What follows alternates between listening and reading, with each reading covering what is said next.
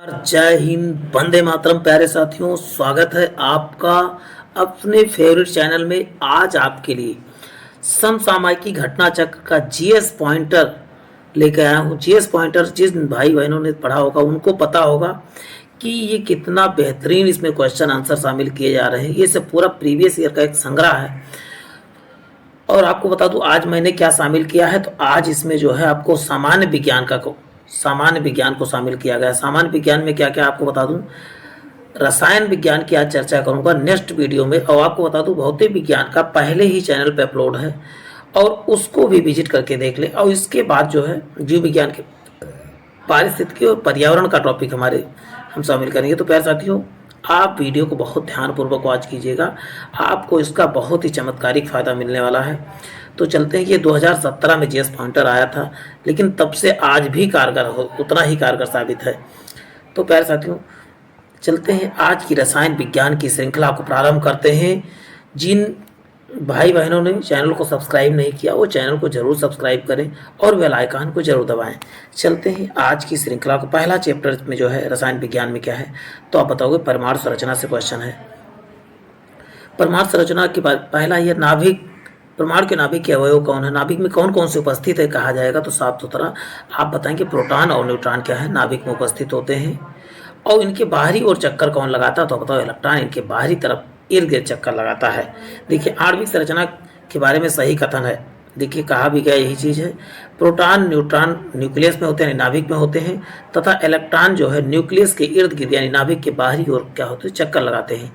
यही बात देखिए। नेक्स्ट है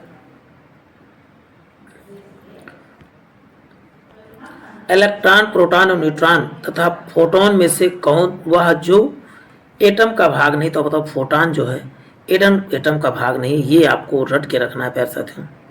चलते ही नेक्स्ट देखते प्यारे साथियों।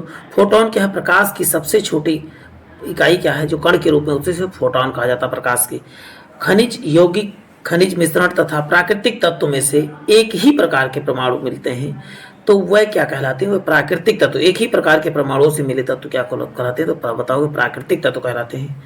परमाणुवीय नाभिक की खोज किसने किया था, परमाणु के नाभिक की खोज आपको बता दूं रदरफोर्ड ने परमाणु के नाभिक की खोज किया था। जबकि एटम में न्यूट्रॉन की खोज किसने किया, तो आप बताओगे न्यूट्रॉन की खोज जो है चैडविक ने। और इलेक्ट्रॉन की खोज किसने किया था, तो आप बताओगे थॉमसन ने किया था। आपने एक सुना होगा ईंटा पर नाचो, ईंट पर नाचो या ईंटा पर नाचो सुना होगा। ईंट पर नाचो नाचे। ई से इलेक्ट्रॉन और टा से इसकी खोज थॉमसन या थॉमसन हो जाए। पा से प्रोटॉन, प्रोटॉन की खोज करता रदरफोर्ड। ना से न्यूट्रॉन और न्यूट्रॉन की खोज करता चैडविक। इसको आप नोट जरूर कर ले। चलते हैं नेक्स्ट देखते हैं। प्रोटॉन, न्यूट्रॉन, ड्यूट्रॉन और इलेक्ट्रॉन में परमाणु का कण नहीं है। देखिए न्यूट्रॉन कोई परमाणु का कण नहीं। परमाणु के मूल कण तीन ही होते हैं, न्यूट्रॉन, प्रोटॉन और इलेक्ट्रॉन। परमाणु के तीन कण होते हैं। चलते हैं electron, positron, proton, neutron, photon और इलेक्ट्रॉन और न्यूट्रॉन और न्यूट्रॉनों में से प्रतिकण युग्म कौन सा जो है प्रतिकण युग्म है। तो बता दें इलेक्ट्रॉन में माइनस चार्ज होता है जबकि पॉजिट्रॉन में प्लस का चार्ज होता है। ये दूसरों के क्या है, प्रतिकण है, मतलब अपोजिट कण है। ये आपको याद करके रख लेना है प्यारे साथियों। चलते हैं, आपको ये सेशन बहुत ही लाभकारी साबित होगा। बस आप एक बार ध्यानपूर्वक देखिए तो जरा।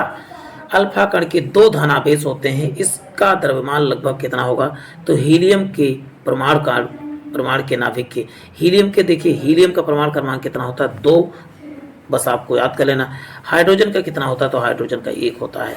हीलियम क्या है, एक अक्रिय गैस तत्व है।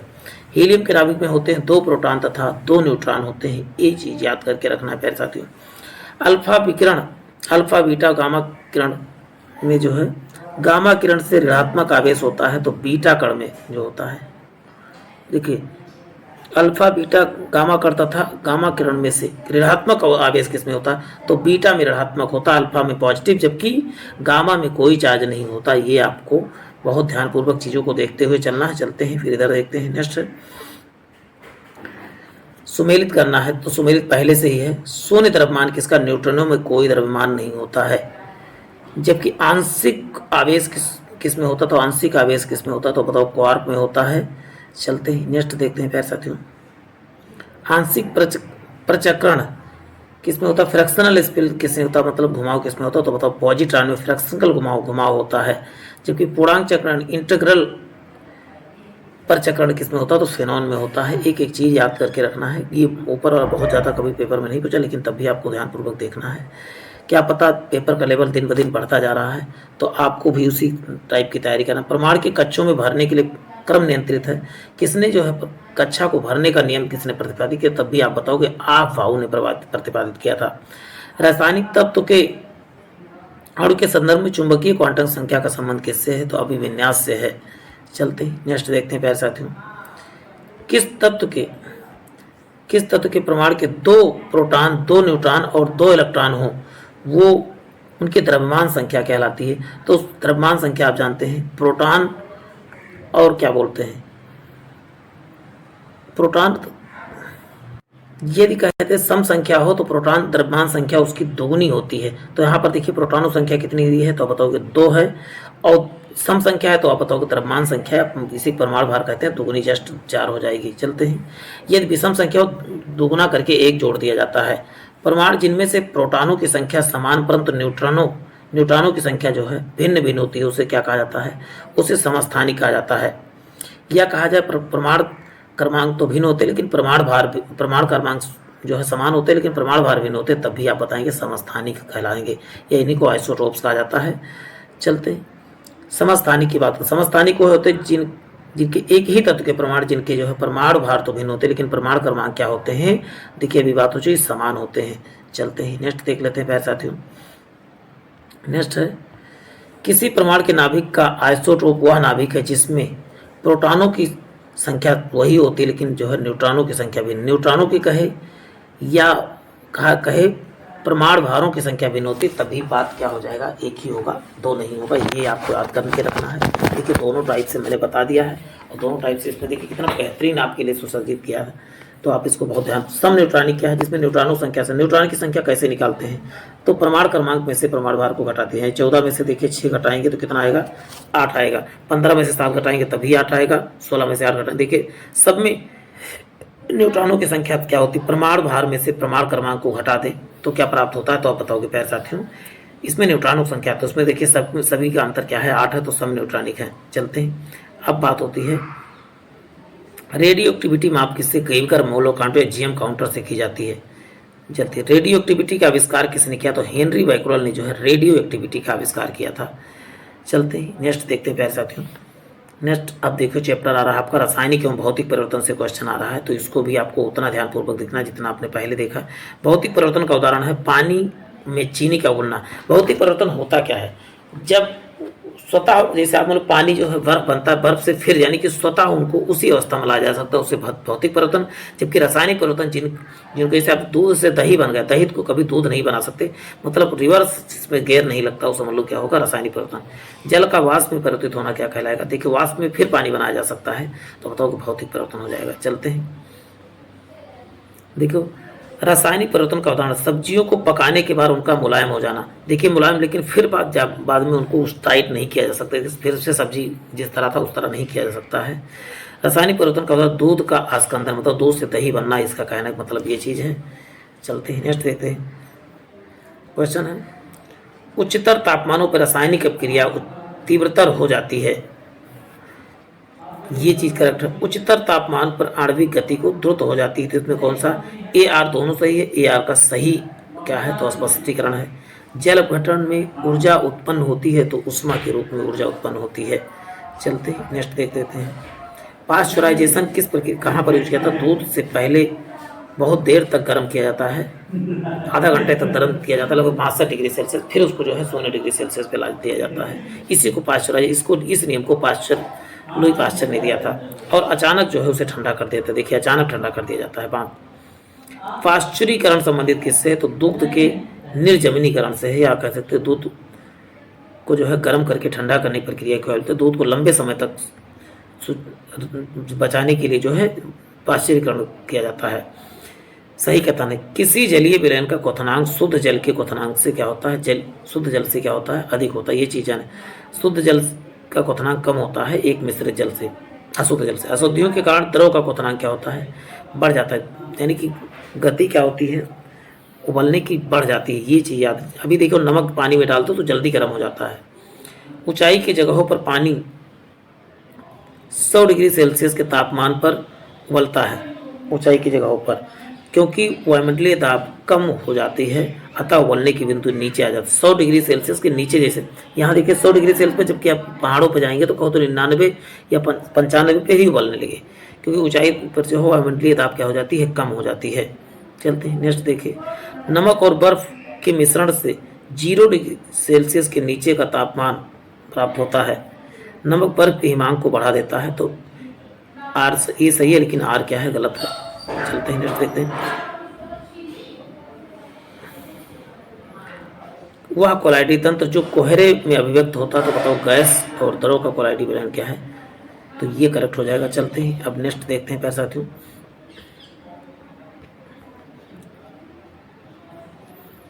नेक्स्ट देखिए, परासरण प्रक्रम में विलायक सांद्र घोल के तन घोल हो जाता है। फिर उसके बाद जस्ट परतलोक प्रसरण में तन घोल का बाह्य दाब लगाया जाता है। उपरोक्त में से कौन सा, ना तो फर्स्ट ना ही सेकंड, दोनों गलत है। चलते हैं, ये क्वेश्चन कहीं ना कहीं आए हुए ही हैं। फोटोक्रोमेटिक तकनीक का प्रयोग किया था एक मिश्रण पदार्थ को अलग करने के लिए, किसी मिश्रित पदार्थ को अलग करने के लिए क्रोमेटोग्राफी का प्रयोग किया जाता है। जैसे कई रंग को मिश्रित कर दिया गया तो उसको अलग अलग करने के लिए क्रोमेटोग्राफी का प्रयोग किया था। ठोस कपूर वाष्प बनने की प्रक्रिया उत्पादन या इसी को सब्लिमेशन या इसी को उदातीकरण कहा जाता है। चलते हैं अब देखते हैं। CaO का उपचयांक क्या होता है, उससे करके क्या निकलता है, कैल्शियम निकलता है, जबकि ऑक्सीजन उड़ जाता है। NaLH4 का Al जो है उपचयांक है, मतलब ये निकलता है। यमन का यमन उपचयांक है। देखिए सबका पहला वाला ही अक्षर, लेकिन इसमें L आ रहा है। H2SO4 में H क्या है, उपचयांक है। चलते हैं नेक्स्ट देखते हैं। अकार्बनिक रसायन चलते बात कर लेते हैं। रासायनिक तत्वों की आवर्त सारणी के इलेक्ट्रॉनिक बंधुता किसी भी वर्ग में सदैव ऊपर से नीचे की ओर बढ़ती है। ठीक है, किसी एक वर्ग के परमाणुीय त्रिज्याएं सामान्यतः ऊपर से नीचे की ओर बढ़ती हैं, तो ये गलत है, परंतु क्या है, आर सही है। आपको बता दें, इलेक्ट्रॉनिक बंधुता नीचे से नहीं ऊपर से नीचे नहीं, नीचे से ऊपर बढ़ती है। ये चीज़ याद करके रखना है, उल्टा लिखा था और कुछ नहीं था। नेक्स्ट है, किसी एक अपवर्तक के दिशा में आयनन विभव धीरे धीरे कम होता है। पहला है, तत्वों के किसी एक वर्ग में जैसे जैसे परमाणु भार बढ़ता है इलेक्ट्रॉन बंधुता कम होती है। चलते तीसरा है, किसी निर्दिष्ट आवर्तक में जैसे जैसे परमाणु संख्या बढ़ती है विद्युत ऋणात्मकता वैसे कम होती है। तो आप बताइए इसमें से कौन सा करेक्ट है। अभी देखिए इसमें तो आपको बता दूं, केवल सेकंड उत्तर क्या है करेक्ट है, कि तत्वों के वर्ग में जैसे जैसे परमाणु भार बढ़ता है वैसे वैसे इलेक्ट्रॉन बंधुता क्या होती है, कम हो जाती है। ये आपको याद करके रखना है एक एक चीज़ें। नेक्स्ट है, तीसरे और चौथे समूह के ऑक्साइड सामान्यतः गुणधर्म कैसी होती, तो तीसरा के क्या होता है, तो बेसिक यानी क्षारीय, और चौथा का क्या होता है, तो अम्लीय होता है। ये आपको याद करके ना, तीसरा पहले बेसिक यानी क्षारीय, फिर दूसरा एसिडिक होता है। भूप्रपट में सर्वाधिक पाया जाने वाला तत्व कौन सा है, भूप्रपट्टी में पाया जाने सर्वाधिक तत्व कौन सा, तो बताओगे ऑक्सीजन लगभग कितने परसेंट पाया जाता है, 46% पाया जाता है ऑक्सीजन। चलते हैं, ऑक्सीजन के बाद सबसे अधिक पाया तत्व कौन सा, तो बताओगे सिलिकॉन सबसे अधिक पाया जाता है। सर्वाधिक पाया जाने वाला तत्व कौन सा है, तो बताओगे सर्वाधिक पाया जाने वाला गैसीय तत्व कौन सा विश्व में, तो बताओगे हाइड्रोजन है। नेक्स्ट है, पृथ्वी पर पाए जाने वाले 100 प्रकार के रासायनिक तत्व हैं। पृथ्वी पर लगभग 100 प्रकार, पृथ्वी पर लगभग टोटल 118 तत्व अभी तक पाए जा चुके हैं। 100 के इसमें एग्जैक्टली कहा जाए तो 118 तत्व। रेत, हीरा, संगमरमर तथा शक्कर में मूल तत्व हैं। हीरा क्या है, तो बताओगे मूल तत्व है, और फिर मूल तत्व नहीं है। चलते हैं नेक्स्ट देखिए पैसा। तो हीरे की खनिजीय बनावट कैसी, तो आप बताओ हीरा जो है कार्बन का एक शुद्धतम रूप कहा जाता है। चलते हैं, प्लास्टर ऑफ पेरिस का रसायन, यदि आप पीडीएफ चाहते हो तो पीडीएफ आप जनमानस क्लासेस के टेलीग्राम चैनल पर विजिट करके सभी पीडीएफ आप ले सकते हैं। प्लास्टर ऑफ पेरिस क्या होता है, कैल्शियम सल्फेट होता है। देखिए प्लास्टर ऑफ पेरिस का सूत्र क्या होता है, CaSO4 × ½ H2O, लेकिन जिप्सम कहा जाए तो CaSO4 × 2H2O हो जाएगा। ये याद कर लेना है आपको। चलते हैं, डॉक्टर, कलाकार एवं मूर्तिकार कैल्शियम सल्फेट के उपयोग करते हैं, जिसका लोकप्रिय नाम क्या है? तो बताओ प्लास्टर ऑफ पेरिस क्या है इसका लोकप्रिय नाम है। मोनाजाइट ऐश किसका है? तो थोरियम का ऐश का नाम क्या है? तो बताओ कि मोनाजाइट है। चलते हैं नेक्स्ट देखते हैं। माइका क्या है? उष्मा का चालक एवं उष्मा का चालक तथा विद्युत का चालक क्या है? तो बताओ कि माइका है। नेक्स्ट देखते हैं पैसा साथियों। लोहा और इस्पात खिलौने की ग्लास की कुम्हारी तब वैद्युत के वह उद्योग है जिसमें अभ्रक कच्चे माल के रूप में प्रयुक्त होता है। तो बताओ विद्युत के क्षेत्र में अभ्रक का कच्चे माल के रूप में प्रयोग किया जाता है। नेक्स्ट है पारा, पानी, ईथर तथा बेंजीन द्रव में से उष्मा का सबसे अच्छा चालक क्या है? तो पारा क्या है? उष्मा का सबसे अच्छा चालक है इन दिए हुए में से। जल, पारा, बेंजीन, चमड़ा आदि में उष्मा का सर्वाधिक चालक तब भी आप बताओगे पारा ही है। ये सब आए हुए प्रीवियस ईयर किसी न किसी परीक्षा में पूछेंगे तो वही शामिल किए गए इसमें। नेक्स्ट है सीसा, पारा, निकेल और टिन धातुओं में से सामान्य ताप द्रव किसका? तो बताओ पारे का जो है सामान्य द्रव होता है। चलते हैं नेक्स्ट देखते हैं। पारे में साधारणतः तापमापी यंत्रों का उपयोग किया जाता है क्योंकि इसमें विशेषता क्या है? उच्च संचालन शक्ति होती है। मतलब उसमें क्या है? चालन होता है। उष्मा का चालन सबसे अच्छी किसमें होता है? आप बताओगे पारे में होता है। आयरन, लेड, मैग्नीशियम, एल्युमिनियम में से जल के साथ बिल्कुल अपक्रिया नहीं करता। तो आप बताओ जल के लेड जो है, सीसा जो है जल के साथ बिल्कुल अपक्रिया नहीं करता है। जब कोई प्रतिक्रिया नहीं होती है तब भाप गुजरती है, तांबे के ऊपर से गुजर जाती है। चलते हैं। लोहा प्राप्त किया जाता है। तो आप बताओगे हेमेटाइट से लोहा प्राप्त किया। तो लोहे गैस जो है लेमोनाइट भी है। आयरन पायराइड भी लोहे का एक अयस्क है। उष्मा का विद्युत सबसे सुचालक क्या है? तो उष्मा का सबसे चालक क्या होता है? चांदी हो जाएगा, सुमेलित है पहले से ही। सबसे अधिक मात्रा में पाई जाने वाली धातु क्या है? तो बताओ एल्युमिनियम, लेकिन इसका निष्कर्षण टफ है इसीलिए जो है महंगी है। सबसे अधिक लचीली और पीट कर जो है बढ़ाया जाने योग्य क्या है? सोने को कहा जाता है। सोने 1 ग्राम सोने को लगभग 2 किलोमीटर तक का तार बनाया जा सकता है। न्यूनतम संचय, उष्मा का न्यूनतम संचय क्या है? तो बताओगे सीचा जो है, मतलब उष्मा सबसे कम किसमें? तो बताओ शीशम सबसे कम चलती है। हीरा, ग्रेफाइट तथा लकड़ी में सबसे अधिक चालकता किसमें होती है? चांदी में सबसे अधिक विद्युत की चालकता होती है। सही कथन क्या है? कैल्शियम कार्बोनेट दंत पेस्ट का एक अवयव है। ये सही कथन है। ये प्रीवियस ईयर क्वेश्चन तो उसी टाइप इसमें दिया गया है। देखिए सही सुमेलित। भंजन क्या है? पेट्रोलियम भंजन प्रक्रिया द्वारा शुद्ध किया। प्रगलन द्वारा जो है तांबा शुद्ध किया जाता है। खाद्य वसा, खाने वाला वसा जो है, जिसे बोलते हैं वनस्पति तेल जो है हाइड्रोलिकीकरण द्वारा शुद्ध किया जाता है, जबकि वल्कनीकरण द्वारा जो है रबड़ को कठोर बनाया जाता है। ये सब इनकी बनाने की प्रक्रिया है।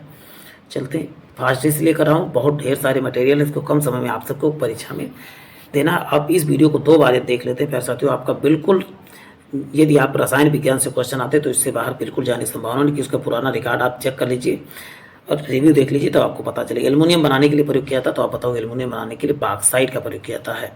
लोहा, तांबा तथा एल्युमिनियम के चांदी में से धातु जिसे प्राप्त किया था, तो एल्युमिनियम प्राप्त किया जाता है। चलते हैं नेक्स्ट देखिए। नेक्स्ट है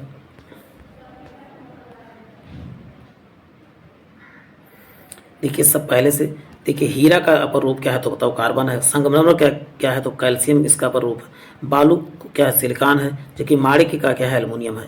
माणिक्य से एल्युमिनियम निकाला। तो ये सब चीज़ें आप देख सकते हैं। अब बात होती है एल्युमिनियम, सोडियम, मैग्नीशियम तथा मैग्नीज जल से हल्का होता है। तो बताओगे सोडियम जो है हल्का होता है। इस्पात, पारा तथा सोना में से घनत्व अवरोही क्रम में, अवरोही मतलब क्या है? घटते क्रम में, बढ़ते क्रम नहीं। तो सोना, फिर उसके बाद पारा सबसे कम किसका? तो बताओगे इस्पात का। अब चलते हैं मिश्र धातुएं देख लेते हैं। मिश्र धातुएं कौन कौन सी? बहुत आसान है, इसको बहुत आसानी से याद कर सकते हैं। स्टील, पीतल, ब्रॉन्ज में से तांबा मिश्र धातु नहीं। तो बताओ तांबा एक क्या है? तत्व है। इसका क्या होता है? तांबा को कापर कहते हैं। इसका क्या है? Cu होता है इसका सिंबल। जिनका सिंबल होता है वो सभी तत्व होते हैं। जिनका सूत्र होता है वो क्या होती है? यौगिक होते हैं। जिनका ना तो सूत्र हो ना ही जो है सिंबल हो, क्या होती है? तो मिश्रण कहलाता है। चलते हैं नेक्स्ट देखते हैं। जस्तेदार लोहे में जल्दी जंग नहीं लगता। ठीक है, चलते हैं। यसद में उपचयन क्षमता है। बिल्कुल सही। AR दोनों सही। AR का सही मतलब क्या है? जस्ते के ऊपर चढ़ाने को यसद लेपन कहा जाता है। यसद में उपचयन क्षमता होती है। और जस्ता क्यों चढ़ाया जाता है? क्योंकि जंग लगने से बचाने के लिए लोहे को। चलते नेक्स्ट है। जस्तेदार लोहे की चादरें जंग से बची रहती हैं क्योंकि इसमें यसद या जस्ता को ही यथस्थ कहा जाता है। आपको याद रखना है, जस्ते की परत के कारण से। गैल्वेनिक लोहे में लेप किसका होता है? तो बताओ जस्ते की लेप होती है। एल्युमिनियम पृष्ठ प्रायः एडोनीकृत होते हैं। इसका अर्थ है उस पर एल्युमिनियम ऑक्साइड की परत क्या है? चढ़ा होता है।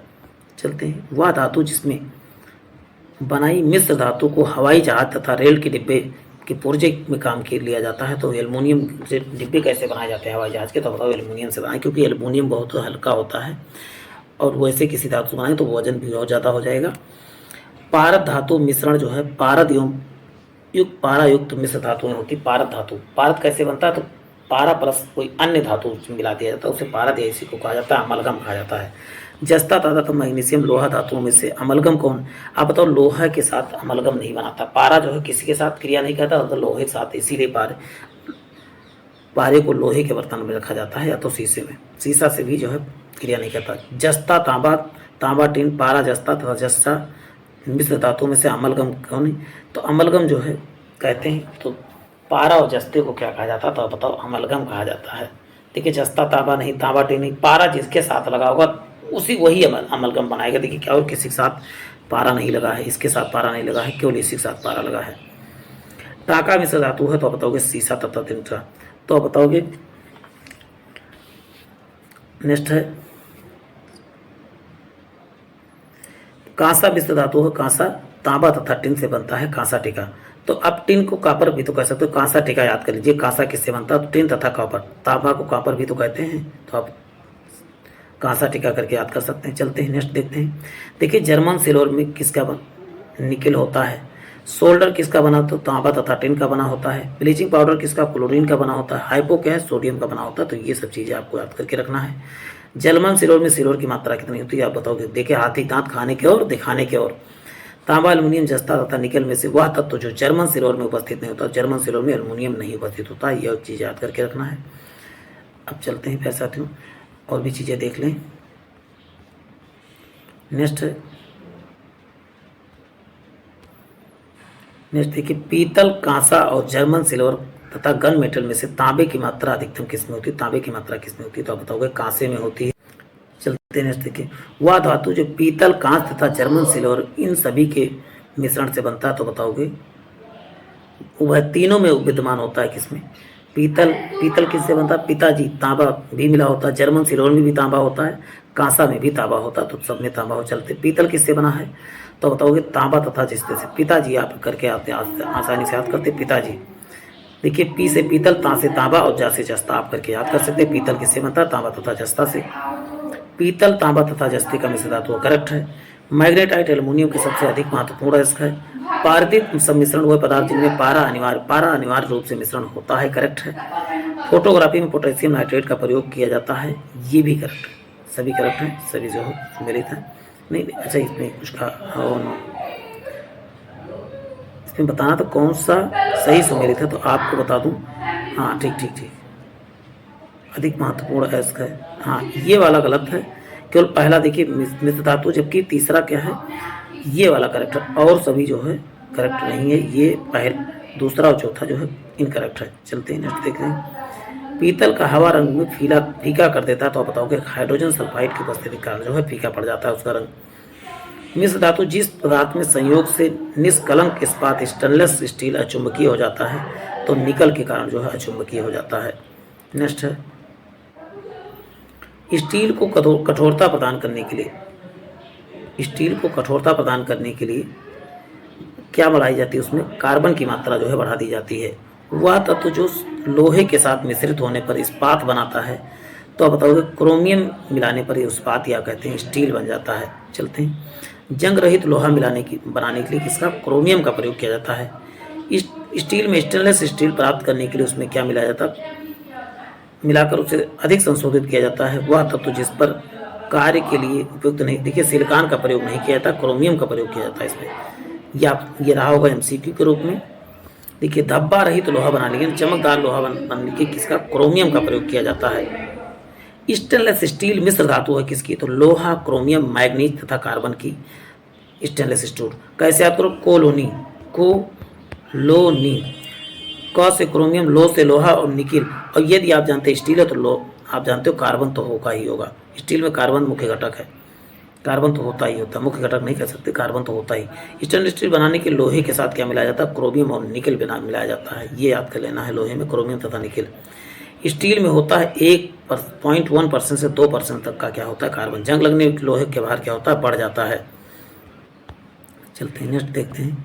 देखिए इसमें क्या आ गया है कि साधारण यह देखा गया कि लोहे की वस्तुएं जब वायुमंडल में अनाश्रित होती तो भूरे और पाउडर पर आच्छादित हो जाती है, मतलब जंग लग जाती है, इसे जंग कहते हैं। जंग अर्थात भूरा पाउडरी पदार्थ टाइनिन का जमा होता है। नहीं, पहला सही है, किंतु जो है आर गलत है। ये सही लेकिन आर गलत है। चलते हैं नेक्स्ट देखते हैं प्यारे साथियों। अब अधातुओं के बारे में चर्चा कर लेते हैं। अब चलते हैं अधातु चैप्टर को देख लेते हैं, अधातुएं। अब देख लेते हैं नेक्स्ट है, देखिए कार्बन और उसके भिन्न रूप के बारे में बात कर लेते हैं। हाइड्रोजन, कार्बन और नाइट्रोजन तथा ऑक्सीजन तत्वों में से सर्वाधिक यौगिक का निर्माण आपको बता दूं, सबसे अधिक कोई भी तत्व में से निर्माण करता है यौगिक, तो आप बताओगे कार्बन लगभग सभी चीज़ों में होता है। हीरा, ग्रेफाइट तथा कोयला जो है ये सभी क्या है, कार्बन के क्या है, तो आप बताओ अपर रूप हैं। चलते, जबकि हीरा और ग्रेफाइट क्या है, तो बताओ क्रिस्टलीय अपर रूप में आते हैं, शुद्धतम अपर रूप। केवलार, लेक्सान, ग्रेफीन तथा स्पाइडर सिल्क में से केवल कार्बन से बना हुआ, तो ग्रेफीन क्या है, केवल कार्बन से बना हुआ, ये कार्बन का शुद्ध रूप ही इसको भी कहा जाता है। देखिए हीरा, ग्रेफाइट तथा ऑक्सो कार्बन फ्लोरीन में से कार्बन का अपर रूप नहीं है, तो ग्रेफाइट जो नहीं, ये तो ग्रेफाइट भी कार्बन का अपर रूप है। हाँ ठीक। ऑक्सो कार्बन जो है इसका कार्बन का अपर रूप नहीं है। जबकि देखिए पेंसिल का लेड होता है, तो बताओगे ग्रेफाइट का बना होता है। नेक्स्ट, कार्बन के तीसरे अपर रूप की खोज जो है 3 वैज्ञानिकों की टीम द्वारा की गई थी, जिन्हें रसायन विज्ञान का नोबेल पुरस्कार दिया गया था। तो तीनों वैज्ञानिकों का नाम क्या था, ये देख लेते हैं। तो बताओ सर हेलाल्ड डब्लू और क्रोटो रिचर्ड इस्माइली ने जो है तीनों लोगों ने मिलकर किया था। तीसरा क्या था, तो तीसरा आप बताएंगे फुलरीन था। नेक्स्ट है बकमिस्टर फुलरीन है कार्बन यौगिक का एक रूप से 60% कार्बन परमाणु का गुच्छ है, जो परस्पर पंचभुज या षष्ठभुज की बहुफलकीय संरचना से जुड़े होते हैं। हीरा, ग्रेफाइट, कोयला, बालू में से कार्बन नहीं, तो आप बताओ बालू में कार्बन नहीं होता है। लिग्नाइट, टिन, चांदी और लोहा कार्बन मिलता है, तो बताओ लिग्नाइट में जो है कार्बन मिलता है और किसी में कार्बन नहीं था। देखिए लोहे में कार्बन मिलाया जाता है, ये चीज़ आपको याद रखना है।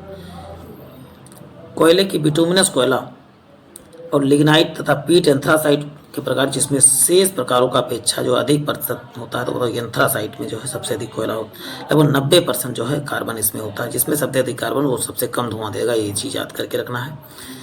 कार्बन की अधिकतम मात्रा किसमें, तो बताओ ढलुए लोहे में सबसे अधिक, और ढलुआ लोहा क्या है, सबसे घटिया लोहा होता है। सबसे शुद्ध कोयले में कार्बन की मात्रा ना के बराबर होती है। हीरा, क्वार्टज, गंधक एवं ग्रेफाइट में से रवा क्रिस्टल नहीं है, तो बताओ गंधक क्या है, रवा क्रिस्टल नहीं है, मतलब कार्बन नहीं होता इसमें। कांच के उत्कीर्ण के लिए खरोचा जा सकता है हीरा से। कांच को किससे, तो बताओ हीरा से, हाइड्रोफ्लोरिक अम्ल से, एक करोजिया से और सल्फ्यूरिक अम्ल से। यानी कि यदि कांच पर लिखना हो तो इन सब चीज़ों से, हीरे से लिखोगे, हाइड्रोफ्लोरिक अम्ल से, HF+ से, या कोरेजिया से, या कह सकते हो सांद्रो से। तो 3 चीज़ों 4 चीज़ों तो किससे लिखा जा सकता है, तो आप बताओगे एक तो हीरा से कर सकते हो, एक हाइड्रोफ्लोरिक एसिड से, चारों में से। और ये जो है यहाँ पर आपको दिखा दूँ, सोना किस में घुल जाता है, तो बताओगे एक कोरेजिया में घुल जाता है। चलते हैं नेक्स्ट देख लेते हैं प्यारे साथियों। हीरे की बिक्री के भार की इकाई कैरेट कितने कैरेट हो, 200 ग्राम मिलीग्राम में होता है। ये कितने कैरेट में मापा जाता है, तो 200 मिली कैरेट में। चलते हैं नेक्स्ट देख लेते हैं प्यारे साथियों। गुरु जल या भारी जल क्या होता है, तो भारी, देखिए ऑक्सीजन प्लस हैवी हाइड्रोजन से क्या बनता है, तो बताओगे गुरु जल, या इसी को बोलते हैं भारी जल कहते हैं। भारी पानी होता है जिसमें हाइड्रोजन तथा का स्थान उसका आइसोटोप ले लेता है, यानी ड्यूटेरियम ले लेता है। हैवी वाटर में क्या होता है, तो हाइड्रोजन के साथ साथ जो है हाइड्रोजन के स्थान पर ड्यूटेरियम हो जाता है। D2 इसको सूत्र होता है। भारी पानी की खोज किसने की, तो HC यूरे ने भारी पानी की खोज किया था। भारी पानी का अणुभार कितना होता है, 20 होता है, जबकि पानी का अणुभार कितना होता है, तो बताओ 18 होता है। नेक्स्ट, कठोर जल किसके लिए उपयुक्त नहीं है, तो आप क्या बताएंगे प्यारे साथियों। उपयुक्त नहीं है, पीने के लिए भी नहीं, साबुन से कपड़े धोने के लिए भी नहीं, बॉयलर प्रयोग के लिए नहीं, फसल सिंचाई के लिए भी प्रयोग नहीं किया जाता। इन चारों के लिए भी उपयुक्त नहीं है, आपको याद करके रखना है। चलते हैं नेक्स्ट देखते हैं। पानी की अस्थायी कठोरता किसके लिए कौन उत्तरदायी है, कैल्शियम, मैग्नीशियम के क्लोराइड तथा सल्फेट घुले होते हैं, इसी कारण से यह पानी क्या होता है, आप बताओगे कठोर होता है। जल का pH मान कितना होता है, लगभग क्या 7% ही होता है। नमक का pH मान भी, जो उदासीन घोल होते हैं सबका pH मान भी कितना होता है, तो आप बताएंगे 7 होता है। पानी का शुद्धतम रूप क्या है, तो वर्षा का पानी सबसे शुद्ध होता है, और वैसे मानव निर्मित आप बताएंगे डिस्टिल वाटर होता है।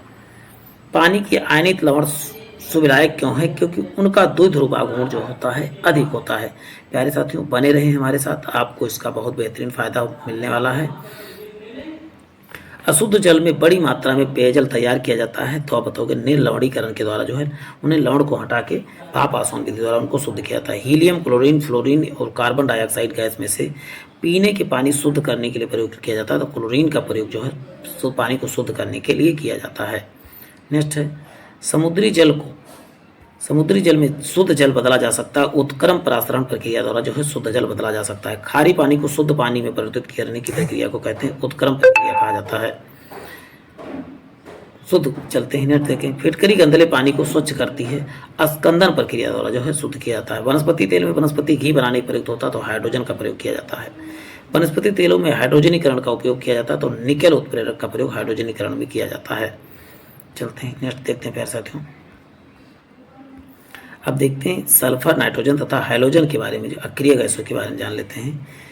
चलते हैं, नेक्स्ट देखते हैं। हाइड्रोजन, ऑक्सीजन, हीलियम तथा कार्बन डाइऑक्साइड में से नोबेल गैस कहलाती है, तो हीलियम क्या है? तो बताओ नोबेल गैसों की संख्या आप बताएं, 6 होती है। चलते हैं, नेक्स्ट देखते हैं। अक्रिय गैसों को ही नोबेल गैस कहा जाता है। आर्गन, कार्बन डाइऑक्साइड, नाइट्रोजन तथा ऑक्सीजन में से वह गैस जिसकी प्रतिशत मात्रा जो है वायुमंडल में सबसे अधिक है। वायुमंडल इन गैसों में से सबसे अधिक किसकी है? तो आप बताओगे सबसे अधिक जो है सबसे कम, हाँ सबसे कम पूछा गया तो बताओगे कार्बन डाइऑक्साइड की मात्रा सबसे कम होती है। नाइट्रोजन की मात्रा कितना? तो 78%। ऑक्सीजन की मात्रा कितनी? 21%। और आर्गन की मात्रा कितना? 0.93%। जबकि कार्बन डाइऑक्साइड की मात्रा 0.03% होती है। देखिए कितना कम होता है, लेकिन तबीयत हल्का मचाया हुआ है। चलते हैं, नेक्स्ट देखते हैं। वायुमंडल के नाइट्रोजन का लगभग कितना परसेंट? तो 78 से 79% नाइट्रोजन होता है। N2O2 H2 में से गैसीय चक्र नहीं है, तो H2 जो है हाइड्रोजन का गैसीय चक्र नहीं है। चलते हैं। गोताखोरों को सांस लेने के लिए ऑक्सीजन तथा जो है हीलियम का मिश्रण लेकर जाते हैं। गोताखोरों द्वारा गहरे समुद्र में सांस लेने के लिए ऑक्सीजन के साथ जो है हीलियम मिलाया जाता है, क्योंकि हीलियम क्या है? अक्रिय तत्व है, इसलिए। सल्फर हेक्साफ्लोराइड के अणु का आकार क्या था? तो बताओगे अष्टफलकीय होता है। जल का आसानी से घुलनशील क्या है? तो अमोनिया क्या है? जल में आसानी से घुलनशील होता है।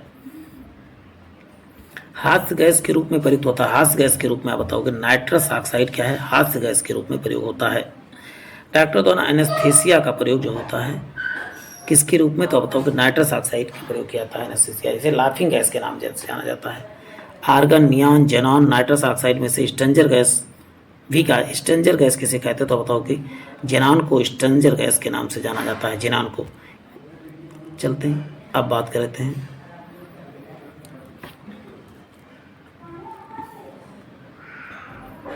क्वेश्चन है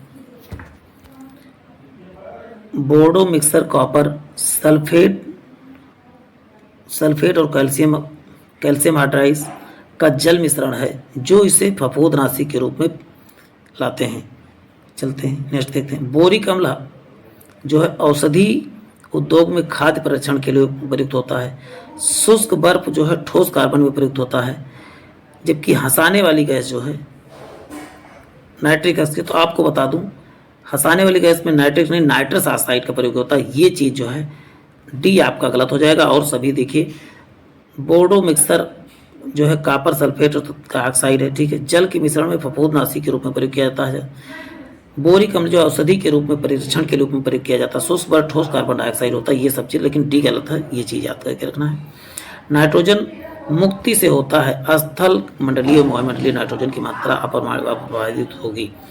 वायुमंडल टायरों में कौन सा नाइट्रोजन गैस भरी जाती है? कहीं कहीं आपको मिलेगा हीलियम, लेकिन नाइट्रोजन गैस ही भरी जाती है सामान्यतः। नेक्स्ट है मैग्नीज, नाइट्रोजन तथा मैग्नीशियम तथा सल्फर के तत्व किसी कमी को पूरा करते हैं? तो बताओ नाइट्रोजन की कमी को पूरा करते हैं। चलते हैं, नेक्स्ट देखते हैं। अब बात होती है नेक्स्ट क्वेश्चन। कीट भक्षी पौधे जिस मृदा में उगते हैं उसमें कमी होती है, नाइट्रोजन की कमी होती है। वहाँ पर जो है ऐसे पौधे उगते हैं और वो कीड़ों को इन सबको खा जाते हैं। सामान्यतः गुब्बारे में भरी होती है, तो हीलियम गैस क्या भरी होती है? गुब्बारे में भरी होती है। वायु में भरे गुब्बारों को हीलियम तथा हाइड्रोजन की अपेक्षा वरीयता दी जाती है। क्यों? क्योंकि वायु के साथ ही विस्फोटक मिश्रण बनाता है, इसीलिए। चलते हैं, नेक्स्ट देखते हैं। अश्रु गैस है तो अब अमोनिया गैस क्या है, तो बताओगे अमोनिया गैस क्या है, एक अश्रु गैस है। H2 SO2 NH3 तथा Cl2 में से अश्रु गैस की तरह कार्य करते हैं, तो NH3 यानी अमोनिया को अश्रु गैस के रूप में भी प्रयोग किया जाता है। NH3 तो है ही, हाँ ठीक है। और क्लोरोपिक्रिन का भी प्रयोग जो है अश्रु गैस के रूप में किया जाता है। क्लोरीन, ब्रोमीन, आयोडीन, फ्लोरीन सामान्यतः जो है ठोस अवस्था में रहते हैं, तो आयोडीन जो है ठोस अवस्था में पाया जाता है। क्वेश्चन है ग्लाइसिन, सेक्रिन ऑप्टिमाइज सक्रिय नहीं है, तो बताओ ग्लाइसिन जो है सक्रिय नहीं है। चलते हैं नेक्स्ट देखते हैं प्यारे साथियों। हैलोजनों में से सबसे अधिक अभिक्रियाशील क्यों, तो फ्लोरीन क्या है सबसे अधिक अभिक्रियाशील होता है। वह हैलोजन जिसका प्रयोग पीड़ाहारी की तरह किया जाता है, तो ब्रोमीन का प्रयोग जो होता है दर्दनाशक के रूप में प्रयोग किया जाता है। चलते हैं ट्यूबलाइट में जो है नियॉन का और पारद का वाष्प का प्रयोग किया जाता है, क्योंकि कम दाब पर आर्गन गैस जो है कम दाब पर पारे के वाष्प बदल जाती है। चलते हैं देखिए अम्ल क्षार से रिलेटेड क्वेश्चन आ रहे हैं। स्वर्णकारों द्वारा प्रयोग की जाने वाली एक्को रेजिया बनाया जाता है, तो नाइट्रिक अम्ल तथा हाइड्रोक्लोरिक अम्ल को मिलाकर जो है बनाया जाता है। पीएच का एक मूल्य दर्शाता है, तो किसी घोल के अम्लीय या क्षारीय का मूल्यांकन क्या कहलाता है। अम्ल या क्षार पता करने के लिए किसका पीएच पैमाने का प्रयोग किया जाता है। चलते हैं एक विलयन लाल लिटमस पेपर को नीला कर देता है। विलयन का पीएच मान कितना होता है, तो बताओ 7 से अधिक होता है। रसायन उद्योग में तेजाब जो मूल रासायनिक माना जाता है, तो मूल रासायनिक क्या माना जाता है, रासायनिक को राजा किसे कहता है, तो आप बताओगे H2SO4 सल्फ्यूरिक अम्ल को रसायनों का राजा भी कहा जाता है। कॉपर सल्फेट का जलीय अम्लीय गुण होता है, तो बताओ जल अपघटन होता है इसका। AlCl3 BH3 NH3 तथा CFeCl3 में से लुईस अम्ल नहीं है, तो लुईस अम्ल क्या है, तो बताओ NH3 को लुईस अम्ल नहीं और सभी लुईस अम्ल के अंतर्गत आते हैं। सल्फ्यूरिक अम्ल जो तनु बनाने के लिए पानी अम्ल मिलाया जाता है, ना ही अम्ल में पानी, ये कथन फर्स्ट है। पानी की विशिष्ट ऊष्मा सबसे अधिक होती है, उसका उत्तर क्या हो जाएगा, आप बताओगे ये यार दोनों सही है, एक का सही स्पष्टीकरण है। चलते हैं नेक्स्ट देखते हैं प्यारे साथियों। जल में कार्बन डाइऑक्साइड प्रवाहित करने से पर बना सोडा वाटर क्या अम्लीय प्रकृति का होता है। वह अम्ल जिसमें ऑक्सीजन नहीं होता, तो हाइड्रोक्लोरिक अम्ल में जो है नमक के अम्ल इसके कहा जाता है। क्या नहीं होता, तो बताओ हाइड्रोक्लोरिक में ऑक्सीजन नहीं होता है। HCl इसका फुल फॉर्म होता है HCl, हाइड्रोक्लोरिक अम्ल का सूत्र है। चलते हैं नेक्स्ट देखते हैं प्यारे साथियों। नीला तोता को किस नाम से, तो नीला तोता को कॉपर सल्फेट के नाम से जाना जाता है। एक अज्ञात गैस जल में शीघ्रता से घुल जाती है। गैस युक्त जलीय घोल में लाल लिटमस को क्या करता है, नीला करता है। यह गैस हाइड्रोजन क्लोराइड के साथ सफ़ेद धूम्र भी देती है। इसे अज्ञात गैस है, तो अमोनिया को अज्ञात गैस के नाम से भी जाना जाता है। चलते हैं नेक्स्ट देखते हैं प्यारे साथियों। अब बात करते हैं, देखिए वॉशिंग सोडा को सोडियम कार्बोनेट कहा जाता है, जबकि कास्टिक सोडा को सोडियम हाइड्रोक्साइड, इसका देखिए इसको Na2CO3 के, जबकि इसका NaOH सूत्र है किसका, सोडियम हाइड्रोक्साइड का NaOH है। जबकि कॉपर सल्फेट का क्या होता है, नीला तोता को कहा जाता है कॉपर सल्फेट CSO4। चलते हैं हाइपो किसका, सोडियम थायोसल्फेट होता है हाइपो का रासायनिक सूत्र। एफ साल्ट का क्या होता है, मैग्नीशियम सल्फेट होता है। बेकिंग सोडा का क्या होता है, सोडियम कार्बोनेट NaHCO3 होता है। जबकि खाने वाले सोडा देखो कहा जाता है, देखिए लिखा भी गया है खाने वाला सोडा किसे, देखिए बाई क्या होती है, खाना बनाने वाली बाई होती है, तो ऐसे खाने वाला सोडा। जबकि धोने वाला सोडा क्या, तो सोडियम कार्बोनेट होता है। बेकिंग सोडा का रासायनिक नाम क्या है, तो NaHCO3 बेकिंग सोडा का होता है। धोने वाला सोडे का नाम क्या है, Na2CO3 धोने वाला सोडा का नाम है। चलते हैं अब बात कर लेते हैं आगे। क्वेश्चन है निर्जल सोडियम कार्बोनेट साधारणतः पाक सोडा यानी बेकिंग सोडा के रूप में प्रयोग किया जाता है, पहला ठीक है। अग्निशामकों में पाक सोडा यानी बेकिंग सोडा का प्रयोग किया जाता है। अग्निशामकों में पिरंजक चूर्ण का उत्पादन में हेक्सलेट संयंत्र में होता है, तो आपको बता दो उसमें कौन सा कथन सही है, तो ऑप्शन 2 और 3 से पहला जो है करेक्ट नहीं है। चलते हैं नेक्स्ट देख लेते हैं प्यारे साथियों। कैल्शियम कार्बोनेट तथा सोडियम क्लोराइड, पोटेशियम क्लोराइड तथा मैग्नीशियम सल्फेट में से लवण जो सागर में सर्वाधिक मात्रा में सोडियम क्लोराइड नमक सबसे अधिक इसमें सागर में पाया जाता है। खाने वाला नमक बनता है मजबूत अम्ल तथा मजबूत क्षार से बनता है, क्या, तो बताओगे नमक। चलते हैं नेक्स्ट देखते हैं कौन सा इसमें बताना है आपको कथन सत्य नहीं है। तो पहला है NaCl की मौजूदगी पेरिस प्लास्टर की दर वृद्धि तेज हो जाती है, ठीक है नमक की उसमें। सीमेंट में जिप्सम का योग से स्थान पर जो है उसकी जमने की गति क्या होती है, मंद हो जाती है। करेक्ट है। सभी क्षारीय धातुएं जो जल युजित लवण उत्पन्न करती हैं, बस बेरियम स्टोन से प्रकृति मुक्त रूप से पाए जाते हैं। बट ठीक गलत है और सभी जो है सही है। चलते हैं। बेरियम यूम स्ट्रॉन्सियम प्रकृति से मुक्त रूप से पाए जाते हैं। तो आप क्या बताओगे पैरासाथियों? यही गलत है। चलते हैं। विरंजक चूर्ण के लिए निम्नलिखित कथनों में से विचार कीजिए। तो विरंजक चूर्ण क्या है पैरासाथियों? तो आप क्या बताओगे? ये जो है जल में अधिक विलय होता है। चलते हैं नेक्स्ट प्यारे साथियों। इसके बाद जो है नहीं, चले थे इसमें कुछ है चैप्टर, चलिए इसको देख लेते हैं।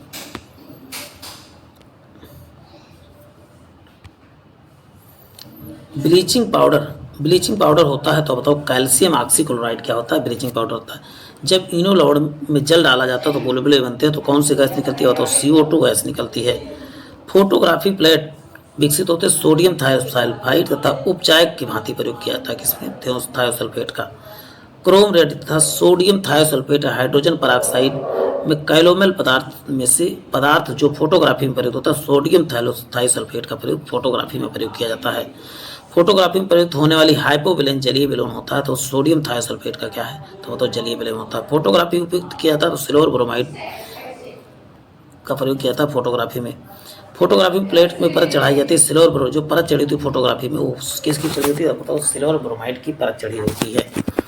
आयनिक यौगिक संबंधित निम्नलिखित में से कीजिए। तो आप बताओगे आयनिक यौगिक एल्कोहल अवलीय होते हैं। क्या? एल्कोहल में अवलीय होते हैं। चलते हैं। अब देखिए यही करेक्ट, सेकेंड वाला जो है करेक्ट नहीं है, ये आपको याद करके रखना। चलते हैं नेक्स्ट देखते हैं। अल्कोहल पानी और शहद का सोलन में सबसे अधिक जो है श्यान क्या है? तो शहद। श्यान मतलब क्या होता है? गाढ़ा होता है। तो कल हम जो है अकार्बनिक रसायन आप पढ़ा, कल हम जो है कार्बनिक रसायन के बारे में पढ़ेंगे।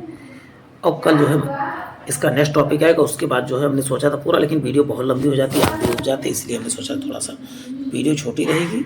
चलते हैं, आज के लिए इतना ही, फिर मिलते हैं नए सेशन में। Thanks for watching. जिन भाई बहनों ने चैनल को सब्सक्राइब नहीं किया चैनल को सब्सक्राइब करके ही जाएँ और बेल आइकन जरूर प्रेस करें। जय हिंद, जय भारत, वंदे मातरम। नमस्कार दोस्तों, स्वागत है आपका अपने फेवरेट चैनल जनमानस क्लासेज में।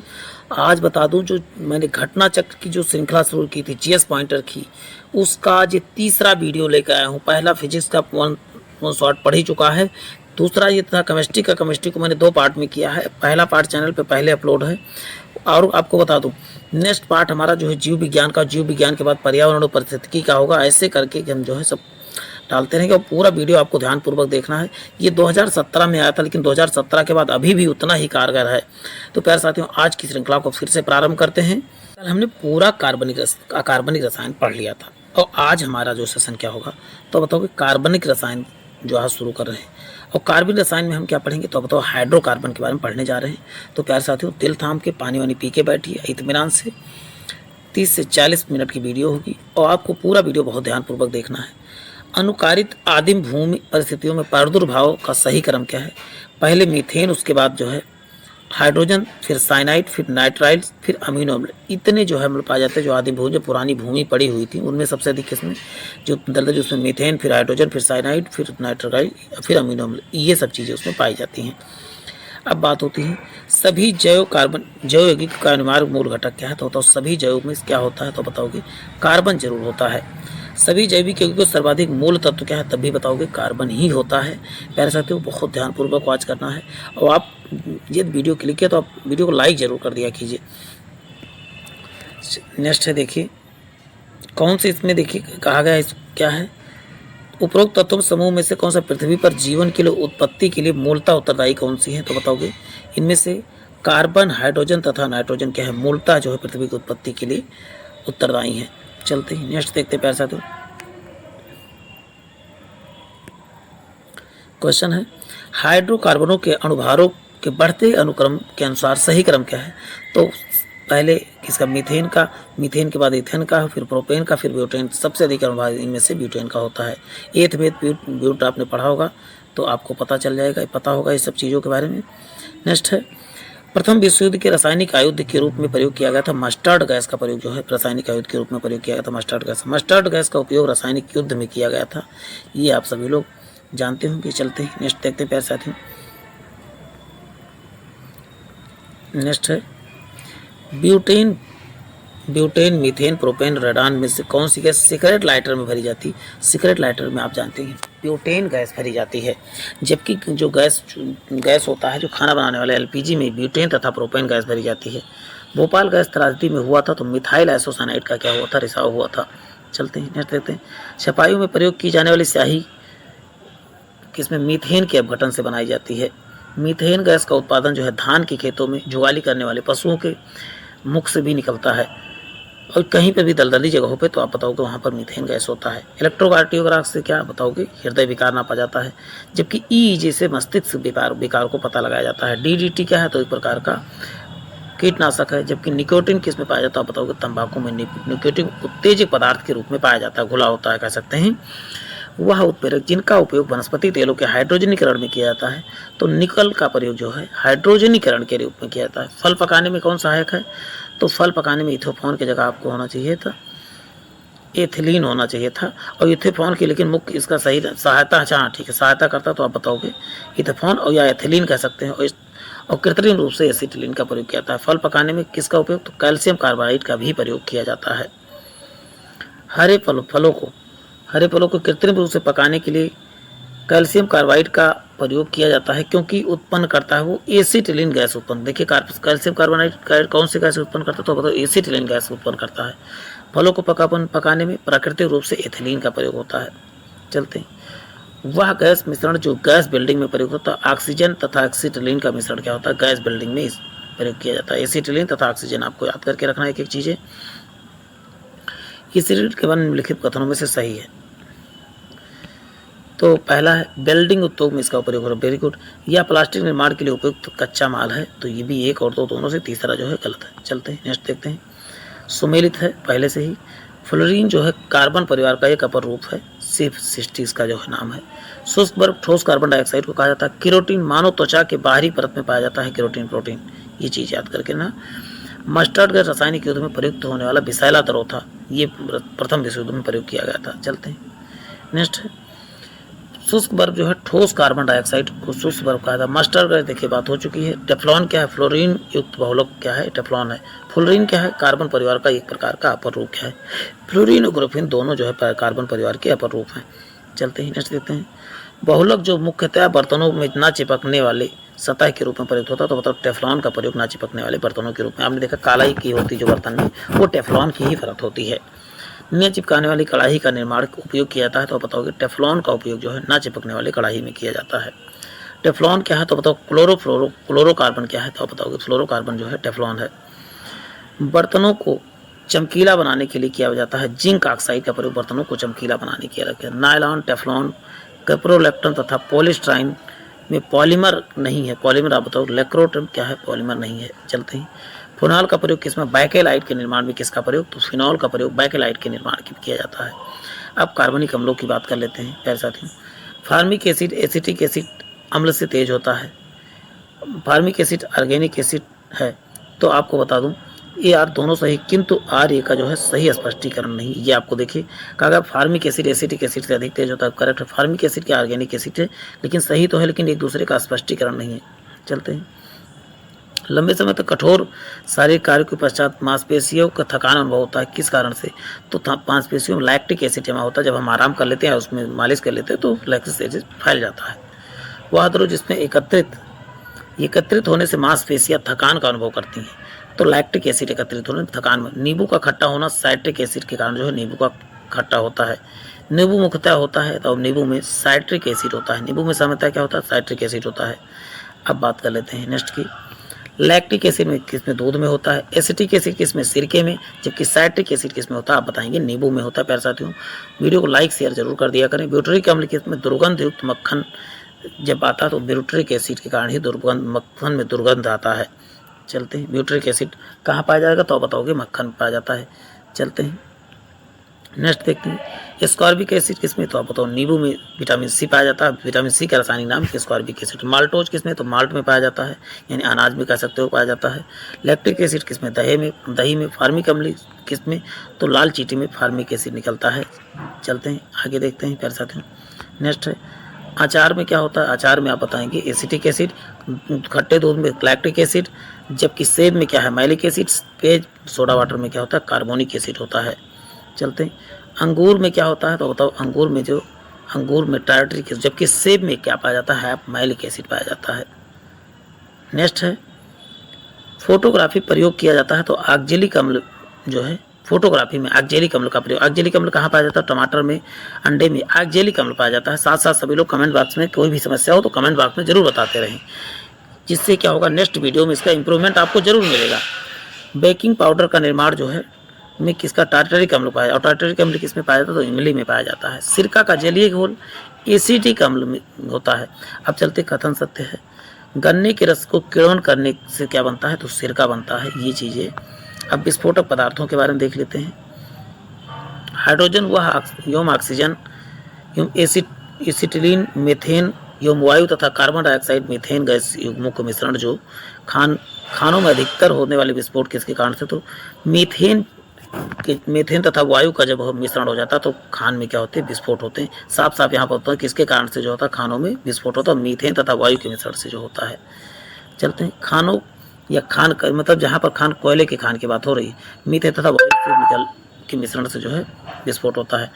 TNT trinitrotoluene, trinitroglycerin, trinitrocyclotrimethylene, ट्राइट्राइमलिन यानी RDX तथा ट्राईक्लोरोफॉर्म में विस्फोटक नहीं। किसे? ट्राईक्लोरोफॉर्म क्या है? तो बताओ कि विस्फोटक नहीं। देखिए TNT भी विस्फोटक है, TNT भी विस्फोटक है। ऐसे जोड़ते हैं ट्राई नाइट्रोग्लिसरीन, TNG भी, साइक्लोट्रामाइन यानी, और ये RDX ये सब विस्फोटक, जबकि ट्राई नाइट्रोक्लोरोफॉर्म क्या है? तो बताओगे विस्फोटक नहीं है।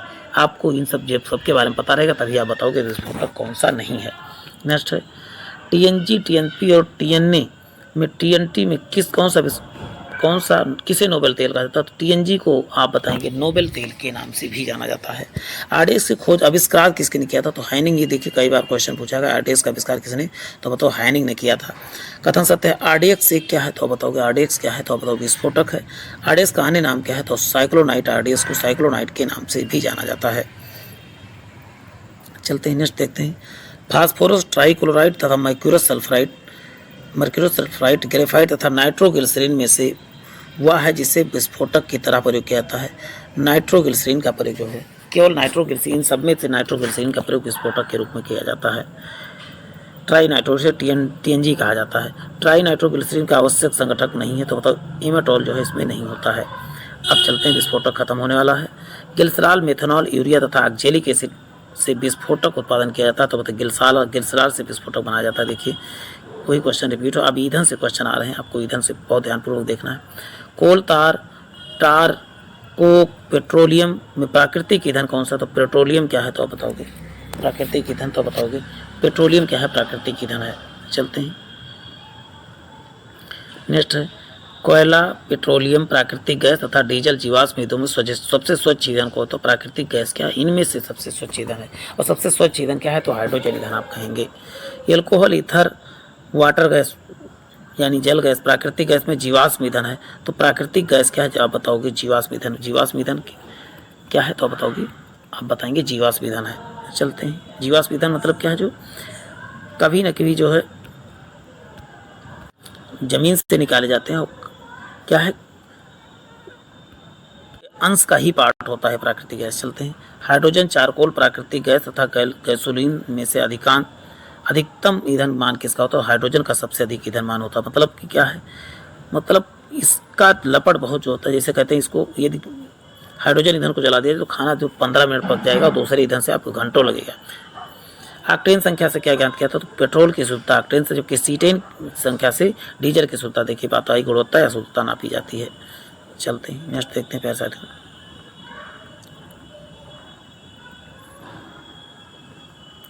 चलते हैं, नेक्स्ट है, डीजल युक्त ईंधन में डीजल वाष्प और वायु, डीजल प्रयुक्त ईंधन में डीजल की वाष्प और वायु का प्रयोग किया था। खाना बनाने में प्रयुक्त होने वाली गैस कौन सी है? तो आप बताओगे जो गोबर गैस होता है उसमें मीथेन तथा कार्बन डाइऑक्साइड मिला होता है, जबकि LPG में कहा जाए तो ब्यूटेन तथा प्रोपेन होता है। बायोगैस संयंत्र में निष्कासित गैस में होती है तो बताओगे मीथेन होती है। बायोगैस में कार्बन तथा देखिए कार्बन डाइऑक्साइड तथा मीथेन के मिश्रण से बायोगैस या गोबर गैस बनता है। देखिए मुख्य घटक जो बायोगैस का तो मीथेन बताओगे, गोबर गैस का मुख्य तत्व क्या तभी मीथेन हो जाएगा। और बायोगैस बनता कैसे तो बताओ कि किण्वन प्रक्रिया के द्वारा जो है बायोगैस बनता है। शराब कैसे बनती तो भी तो गोबर गैस के आविष्कार CB देसाई ने किया था। LPG का मुख्य घटक क्या है तो बताओगे ब्यूटेन तथा थोड़ा मात्रा में इथेन में, लेकिन मुख्य क्या है पहले सबसे अधिक ब्यूटेन, फिर प्रोपेन, फिर इथेन। इथेन बहुत नाम मात्र की मिलाई जाती है। लेकिन देखिए LPG तरलीकृत यानी लिक्विफाइड पेट्रोलियम गैस आपको याद करना है तो ब्यूटेन मुख्य घटक होता है। देखिए बताएगा तो इंडियन गैस या HP गैस को तो ब्यूटेन प्रोपेन ही होगा। CNG क्या होता है मीथेन और इथेन। CNG में क्या होता है देखिए CNG में MAP याद करें ना, मेथेन और एथेन और प्रोपेन ये तीनों गैस होती हैं। किसमें CNG गैस में, ये तीन गैस में तो ही लिखा तो आप तीनों गैस को याद करके रखना है। LPG में क्या होता है ब्यूटेन प्रोपेन, अभी बात हो चुकी है। BP LPG इतनी महंगी है कि लोगों की BP हाई हो जाए तो BP प्रोटेन। कोल गैस में क्या होता है हाइड्रोजन, मीथेन और कार्बन डाइऑक्साइड। हमका याद कीजिए, हाथ से हमका कोल गैस चाहिए, हमका कोल गैस चाहिए। हाइड्रोजन, मीथेन और कार्बन मोनोऑक्साइड किसमें होता है तो कोल गैस में होता है। वाटर गैस में कार्बन मोनोऑक्साइड तथा हाइड्रोजन होता है कार्बन, जबकि जल गैस में क्या होता है जल गैस में जल गैस ही है। और प्रोड्यूसर गैस में होता है कार्बन मोनोऑक्साइड प्लस यहाँ हाइड्रोजन की जगह जो है नाइट्रोजन कर दोगे बस काम हो जाएगा। चलते हैं नेक्स्ट देखते हैं। तरलीकृत पेट्रोलियम गैस मुख्य घटक मीथेन होता है, बिल्कुल गलत है। LPG का मुख्य घटक जो होता है क्या हाँ ठीक है, LPG का ब्यूटेन होता है ना कि मीथेन, गलत है। मीथेन घरों तथा कारखानों में जलाने के लिए सीधे प्रयोग में लाई जाती है, जहाँ पाइपलाइनों से उपलब्ध कराई जाती है। तो बताएं ये गलत है परंतु R सही है, ये चीज़ कर चलते हैं नेक्स्ट देखिए। परंतु LPG गैसों को LPG सिलेंडरों में दाब नापक नहीं प्रदान किए जाते हैं। ये LPG सिलेंडरों को गैस की मात्रा को प्रदर्शित नहीं कर सकती, ये चीज़ सही। चलते हैं सिलेंडरों में भरकर खाना पकाने के लिए किसका तरल रूप जो है कार्य में आता है। CNG का कंप्रेस्ड नेचुरल, इसमें मेथेन, एथेन और प्रोपेन तीन गैस भरी होती है CNG में। चलते हैं स्वचालित वाहनों के प्रदूषण को नियंत्रण करने के लिए किसका CH4 यानी मेथेन का प्रयोग किया था। CNG में किसका प्रयोग होता है बताओ, मुख्यतः methane, ethane, propane. Methane, ethane, propane आपको याद करके रखना है। चलते हैं देखते हैं। इसमें देखिए कथनों में से पूछा गया है, विचार कीजिए कौन से सत्य हैं। तो इसमें से केवल ज़्यादा समय न लगाते, द्रवित पेट्रोलियम गैस अत्यधिक शीत ताप पर उच्च दाब में द्रवित किया जा सकता है। इसमें विशेष रूप से अल्पविकल्पी पात्रों में संग्रहण तथा परिवहन सुसाध्य हो सके। तो ऑप्शन यही करेक्ट है, इसमें ज़्यादा पढ़ने से तो समझ आएगा। गैसोहाल किसका मिश्रण है तो गैसोहाल एथिल अल्कोहल तथा पेट्रोल जब मिला देते हैं उसे गैसोहाल कहा जाता है। इसे देखिए पेट्रोल को गैसोलीन के नाम से भी जाना जाता है, पेट्रोल को गैसोलीन के नाम से। देखिए फिर वही क्वेश्चन आ गया, गैसोलीन किसका मिश्रण है तो देखिए गैसोहाल किसका तो गैसोलीन, पेट्रोल को ही गैसोलीन तथा एथेनॉल का मिश्रण क्या है तो बताओगे गैसोलीन। अब बात कर लेते हैं कौन सा इन कथनों में से सही कौन सा है। तो आप क्या बताओगे, कोयला, पेट्रोलियम और प्राकृतिक गैस का जीवाश्म ईंधन करेक्ट है। गैसोहाल बेंजीन तथा अल्कोहल बिल्कुल नहीं। गैसोहाल जो है किसका मिश्रण है, गैसोहाल जो है गैसोलीन तथा एथेनॉल का एथिल अल्कोहल का मिश्रण है कह सकते हो। भूतापीय ऊर्जा अपारंपरिक स्रोत है बिल्कुल। गोबर गैस जो है मुख्यतः मीथेन होता है, 3 करेक्ट है, लेकिन दूसरा वाला 1 3 4 करेक्ट है, लेकिन दूसरा गलत है। कार के इंजन में नॉकिंग के बचाने लेड टेट्रा एथिल मिलाया जाता है। चलते हैं टेट्रा एथिलाइट लेड पेट्रोल मिलाया जाता है। इसकी एंटी नॉकिंग रेटिंग एब्सोर्प्शन बढ़ाने के लिए ऑटोमोबाइल इंजनों में प्रतिहीन के रूप में प्रयोग किया जाता है एथिल ग्लाइकॉल का प्रयोग किया जाता है। चलते हैं नेक्स्ट देखते हैं। भारी वाहन में डीजल का उपयोग किया जाता है, उच्च क्षमता तथा आर्थिक बचत के लिए किसका प्रयोग करते हैं तो बताओगे भारी वाहन में डीजल का प्रयोग। मोटर कारों की अपेक्षाकृत नए मॉडलों निम्नलिखित विशिष्टताओं पर प्रयोग किया जाता है। रेडियो किसका प्रयोग किया जाता है तो आपको बता दूं, देखिए रेडियल वाटर का टायर का प्रयोग किया जाता है, ठीक है, ये इसमें गलत है। बस बहुबिंदु ईंधन के अंतर्क्षेप का उत्प्रेरक प्रतिरोधक रेचक का सहित जो है 1 3 और वो 4 का करेक्ट है। चलते हैं नेक्स्ट है, देखिए गाड़ियों को चलाने के लिए हाइड्रोजन गैस सुविधाजनक रूप से ईंधन के रूप में प्रयोग लाई जाती है। यदि कम ताप पर किसी पदार्थ को शोषित किया जाता है तो निर्वातक तापमान हो सकेगा, तो बताओ हाइड्राइड का तापमान होगा। अब चलते हैं खाद्य संरक्षण एवं पोषण औषधि के बारे में बात कर लेते हैं। चलते हैं नेक्स्ट, देखिए खाने की वस्तु को परिरक्षण में किसका प्रयोग किया था? सोडियम बेंजोएट का प्रयोग किया था खाने के परिरक्षण में। चलते हैं खाद्य पदार्थों का परीक्षण हुए तो प्रयुक्त किया जाता है, तो सोडियम बेंजोएट का प्रयोग खाद्य पदार्थों में प्रयोग किया जाता है। चलते हैं फलों के रसों को सुरक्षित करने के लिए किसका प्रयोग? सोडियम बेंजोएट का प्रयोग जो होता है खाद्य पदार्थों को सुरक्षित करने के लिए प्रयोग होता है। सोडियम कार्बोनेट, एसिटिलिक बेंजोइक अम्ल, सोडियम क्लोराइड में से खाद्य पदार्थों के परीक्षण के लिए बेंजोइक अम्ल का प्रयोग किया जाता है। चलते हैं शीतलन पर खाद्य पदार्थों की मदद करता है। जैव रासायनिक अपक्रिया को दर को क्या कर देता है? कम कर देता है। पर शीतल मतलब होता है फ्रिज की बात हो रही है, नहीं तो कुछ और समझें आप सब।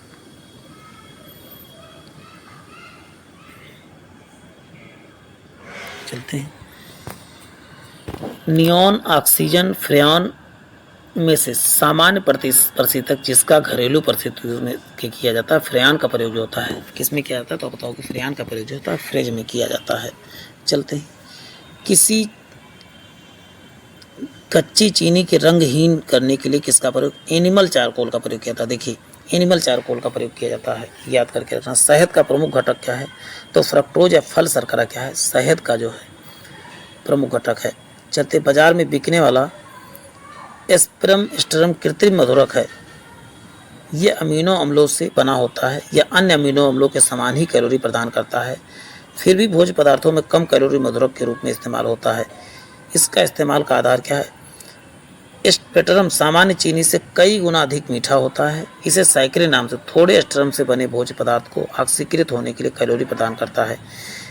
ये मधुमेह बीमारी वाले लोगों को दिया जाता है। एस्पिरिन मिलती है एक किससे? पेड़ से एस्पिरिन प्राप्त किया जाता है। एस्पिरिन क्या है? तो एंटीपायरेटिक, मतलब एंटीपायरेटिक क्या है? दर्दनाशक दवाएं इससे बनाई जाती है एस्पिरिन से। शांतिकारक ने ट्रैंकुलाइजर जिसे कहते हैं औषधि के रूप में पोटेशियम ब्रोमाइड का प्रयोग किया जाता है शांतिकारक के रूप में। रक्त में हीमोग्लोबिन के साथ अनुत्क्रमणीय संश्लिष्ट बनाता है, कार्बन मोनोऑक्साइड बनाता। व्यक्ति की जो है साइलेंटली मृत्यु हो जाती है किसी कार्बन मोनोऑक्साइड से। दूध उदाहरण किसका है? तो इमल्सन का। एक पायस का उदाहरण क्या है? तो बताओ कि दूध है। दूध, खून और आइसक्रीम तथा शहद में कोलाइड नहीं है, तो आइसक्रीम क्या है? तो बताओ आइसक्रीम कोलाइड नहीं है। दूध में एक शहद भी कोलाइड है। दूध को एक रूप किया जाता है, इसमें वसा के कणों को सेंट्रोफ्यूज की सहायता से सूक्ष्म आकार में बदलकर खुले में कुछ देर तक रखा खट्टा दूध जो है लैक्टिक एसिड के कारण जो होता है खट्टा हो जाता है। वो अम्ल जो दूध से दही बनाने में, तो लैक्टिक अम्ल जो है या लैक्टिक कौन सा बैक्टीरिया? लैक्टोबैसिलस जीवाणु जो है इसको दूध से दही बनाने में सहायता प्रदान करता है। प्राचीन काल से ही दही जमाने में जो है किस जीव की आवश्यकता होती है? जीवाणु की आवश्यकता है, जिसमें जीवाणु का नाम क्या है? तो लैक्टोबैसिलस जीवाणु है। लौंग में पाया जाने वाला सारभूत तेल क्या है? तो यूजिनॉल है। जेली बनाने में सर्वाधिक उपयुक्त क्या है? तो अमरूद का प्रयोग किया है, जेली बनाने में प्रयोग किया जाता है। कार्बनिक खाद्य हमारे लिए बेहतर माने जाते हैं क्योंकि बिना कृत्रिम खादों के कीटनाशकों के उगाए जाते हैं। चलते हैं नेक्स्ट देखते हैं, प्यारे साथियों बने रहिए। अब चलते हैं आप मार्जक के क्वेश्चन आंसर देख लेते हैं। चलते हैं वनस्पति तेल तथा मोबिल केरोसिन तेल, कटिंग तेल में साबुन बनाने में प्रयोग होता है किसका? वनस्पति के तेल का प्रयोग किसमें? मोबिल तेल में बनाने में, केरोसिन तेल, कटिंग तेल में साबुन बनाने में किसका प्रयोग? तो वनस्पति तेल का प्रयोग किया जाता है। अपमार्जक क्या? अपमार्जक मतलब जो सफाई करता है, डिटर्जेंट ही कहते हैं। शोधन अभिकर्ता के रूप में कार्य करते हैं अपमार्जक। चलते हैं बात करते हैं नेक्स्ट। अपमार्जक मैले कपड़ों को सरलता से तेल या गर्द को निकाल देते हैं, करेक्ट है। अपमार्जक जल के पृष्ठ तनाव को घटा देते हैं, ना कि बढ़ाते हैं, ये गलत है, सेकेंड वाला गलत है। चलते हैं नेक्स्ट देखते हैं प्यारे साथियों। नेक्स्ट है कृत्रिम प्रक्षालक कठोर जल में अधिक झाग बना लेते हैं, ठीक है, करेक्ट है। कृत्रिम प्रक्षालक कठोर तथा जल के साथ कैल्शियम घुलनशील लवण बनाते हैं, तो यार दोनों सही है और दोनों स्पष्टीकरण भी है। चलते हैं नेक्स्ट देख लेते हैं। नेक्स्ट है कपड़े धोने के चूर्ण अपमार्जक में सोडियम सल्फेट और सोडियम सिलिकेट मिश्रित किए जाते हैं। इसमें से चूर्ण शुष्क रहे, चूर्ण का क्षारीयता बनी रहे, तो ए और दो दोनों सही। अब चलते हैं उर्वरक से क्वेश्चन देखते हैं प्यारे साथियों। एक उर्वरक से पहले ही कुछ क्वेश्चन आ रहे हैं। पौधों के फास्फोरस की आवश्यकता पूर्ति के लिए रासायनिक उर्वरकों का प्रयोग किया जाता है। ठीक है, 1 मीट्रिक टन में जैव खाद लगभग 2 से 3 किलो फास्फोरस की आपूर्ति की जाती है। तो ए आर दोनों सही है और आर ए की जो है सही व्याख्या करता है। आर जो सेकेंड वाला फर्स्ट की सही व्याख्या भी करता है। ये अब देखिए, ये पीसीएस वगैरह हुआ, जो आरओ एरो हुआ, इन सब में जो है इस टाइप के क्वेश्चन आते हैं और दूसरी परीक्षाओं में धीरे धीरे आने लगे हैं। टपकन सिद्धांत चल रहा है, जो वहाँ आता है फिर छोटे परीक्षाओं में टपकता रहता है। गेहूँ की खेती के लिए उपयोग किया जाता है, नाइट्रोजन का उपयोग किया जाता है। तत्व जो उर्वरक में नहीं पाया जाता, तो हाइड्रोजन उर्वरक में नहीं पाया जाता है। अब बात होती है नाइट्रोजन, यानी नत्रजन ही नाइट्रोजन है। वृद्धि और विकास के लिए नाइट्रोजन जिम्मेदार है। फास्फोरस क्या है? जड़ के विकास के लिए फास्फोरस जिम्मेदार है। जबकि पोटेशियम किस रूप में कार्य करता है? पोटेशियम जो है स्टोमेटा को खोलने और बंद होने में जो है सहायता कौन करता है? तब पोटेशियम नियंत्रण करता है। बोरान क्या है? रोग प्रतिरोधकता को बढ़ाता है। उर्वरक जो मृदा के सर्वाधिक अम्ल छोड़ता है, तो अमोनियम सल्फेट मृदा में सर्वाधिक अम्ल छोड़ता है। यूरिया में नाइट्रोजन का % कितना होता है? 47% 46.6% होता है यूरिया में नाइट्रोजन का %। यूरिया में नाइट्रोजन पाया जाता है तो एमाइड के रूप में नाइट्रोजन पाया जाता है। ये एक चीज़ ये इंपॉर्टेंट है आपके लिए, ये मोस्ट इंपॉर्टेंट के तौर पे आप लिख जरूर लीजिए, नहीं तो आप गलत करके आएंगे। तो आप चलते हैं नेक्स्ट। अब देखिए कुछ ऑप्शन टाइप आया तो इसको डायरेक्ट आप देख लेते हैं। नाइट्रोजन के यौगीकरण में सूक्ष्म जीवों, नाइट्रोजन फिक्सिंग तथा साइक्लो ऑर्गेनिज्म तथा मिट्टी के प्रचुरोद्भवन या प्लोरिफिकेशन में हो सकता है। तो पहला ये वाला एकदम गलत है, ऐसा कुछ नहीं है। नेक्स्ट है मिट्टी में अम्लता की बढ़ोतरी हो सकती है। भौम जल यानी ग्राउंड वाटर में नाइट्रेट का निक्षालन हो सकता है। तो सेकेंड और थर्ड सही है और फर्स्ट वाला गलत है। चलते हैं नेक्स्ट है पौधे किस रूप में नाइट्रोजन को ग्रहण करते हैं? पौधे जिस रूप में नाइट्रोजन को ग्रहण करते हैं तो बताओ नाइट्रेट के रूप में पौधे क्या है? नाइट्रोजन को ग्रहण। यूरिया उर्वरक के उत्पादन में प्रयोग किया जाता है। कार्बन डाइऑक्साइड का प्रयोग किया जाता है। भारत सरकार के कृषि के नीम अलेपित यूरिया, नीम कोटेड यूरिया का उपयोग प्रोत्साहित करती है। तो किसे प्रोत्साहित करती है? नीम लेप मृदा के यूरिया में घुलने की दर को क्या करती है? धीमा कर देती है। चलते हैं नेक्स्ट देखते हैं प्यारे साथियों। डीएपी में फास्फोरस यानी P2O5 तथा नाइट्रोजन पाई जाती है। 18% क्या पाया जाता है? आप बताओ कि डीएपी में फास्फोरस 18%, जबकि 46% क्या पाया जाता है? बताओ नाइट्रोजन पाया जाता है। ये चीज़ें आपको याद करके रखना है। P2O5 मिश्रित उर्वरक क्या होते हैं? अमोनियम सल्फेट क्या है? तो एक प्रकार के मिश्रित उर्वरक है। Urea, sodium sulphate, super sulphate, ये नाइट्रोजन सल्फेट भी उर्वरक नहीं है। तो बताओ सोडियम सल्फेट क्या है? तो उर्वरक नहीं है। फसलों में पाड़ीय छिड़काव के लिए महत्वपूर्ण उर्वरक क्या है? तो बताओ यूरिया है। ह्यूमस उदाहरण है किसका? जैविक क्लोराइड का उदाहरण क्या है? तो बताओगे ह्यूमस है। चलते बने रहे। हरी खाद क्या है? सनई क्या प्रकार का हरी खाद है। अब चलते हैं विविध से क्वेश्चन आ रहे हैं। विविध ही इसमें जो है 3-4 पन्ने में आप विविध पढ़ेंगे। विविध बहुत आपके लिए इंपॉर्टेंट हो सकता है प्यारे साथियों। ओजोन जल के सूक्ष्म जीवों को मार देती है। ओजोन जल के सूक्ष्म जीवों को मार देती है। ठीक है, चलते हैं। ओजोन रेडियो एक्टिव तत्व तो नहीं है। तो आपको बता दूं ये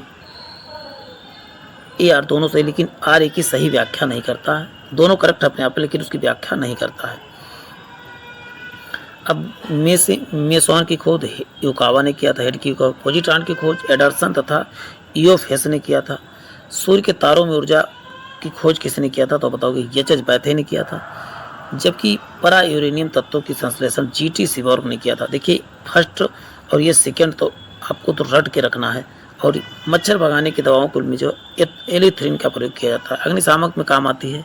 कार्बन डाइऑक्साइड गैस जो है अग्निशामक यानी कि आग बुझाने में किस गैस का प्रयोग किया था? तो बताओ कि कार्बन डाइऑक्साइड का। चलते हैं नेक्स्ट है वह योगी जिसका प्रयोग अग्निरोधक कपड़ा बनाने में, एल्युमिनियम सल्फेट का प्रयोग अग्निरोधक कपड़ा बनाने में किया जाता है। पायरेथ्रेमन एड्रेफिन में से मच्छर प्रतिरूपी के रूप में प्रयोग किया जाता है। तो पायरेथ्रेम का प्रयोग मच्छर के प्रतिरूपी में किया जाता है।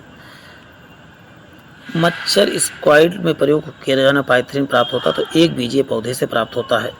चूहे मारने की जहर जिस रासायनिक पदार्थ से बना होता है? तो पोटेशियम साइनाइड से बना होता है, जो क्या कहते हैं इसे कहा जाता है जिंक फास्फेट से भी बना होता है चूहे मारने की दवा। पोटेशियम साइनाइड और दूसरा नाम क्या है, इसे बोलते हैं जिंक फास्फेट। जिंक फास्फेट से भी बनाया जाता है। चलते हैं नेक्स्ट देखते हैं प्यारे साथियों।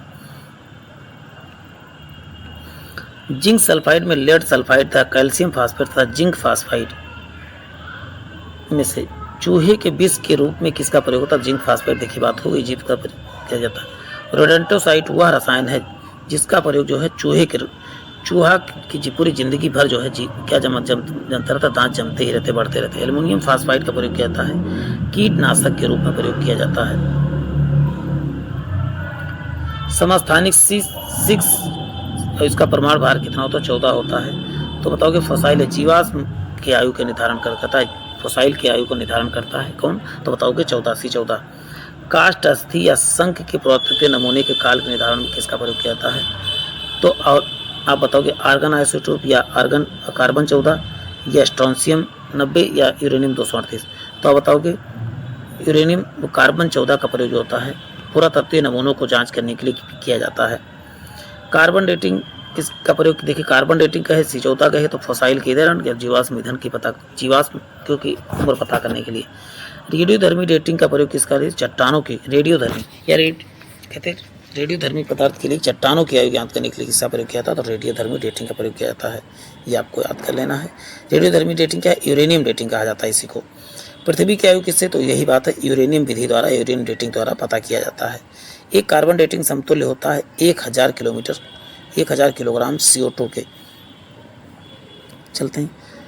सोडा कांच, पायरक्स कांच या जेना कांच क्रोप्स कांचों में से परावैज्ञानिक किरणों का प्रक्षेपण कौन करता है? तो बताओ क्रोप्स कांच करता है। चलते हैं नेक्स्ट देखते हैं प्यारे साथियों।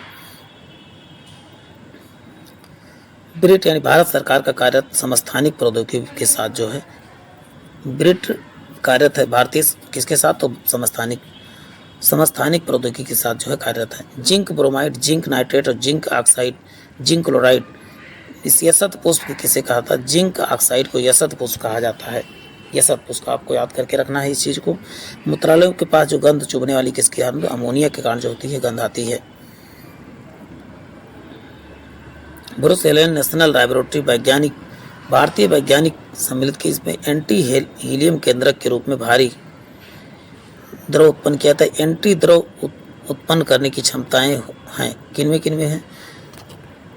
तो आप तुरंत देखिए, इसमें से एक हो जाएगा एंटी द्रव निर्मित तारों में आकाश गंगाओं में होने वाली संभावना की जांच करने में सहायक होता है, या ब्रह्मांड के विकास को समझने में विकसित करने में सहायक है।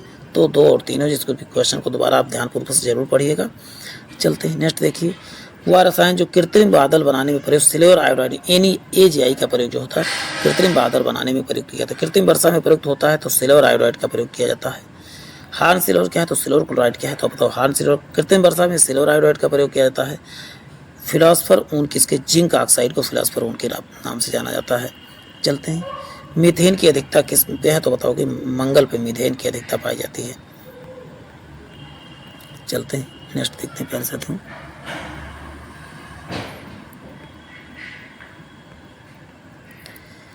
देखिए